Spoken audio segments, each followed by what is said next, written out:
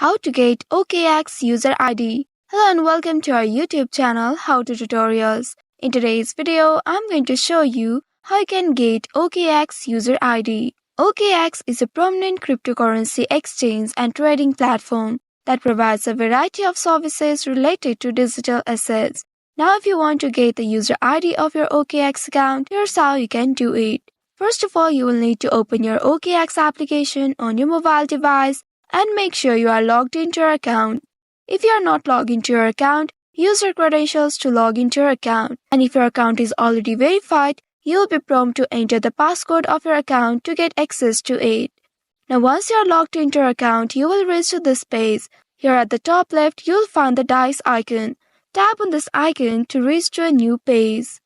And once you reach to this page, here tap on your profile name on the top.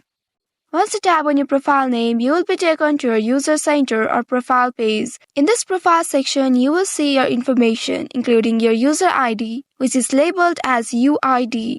At the right side, you will find your user ID.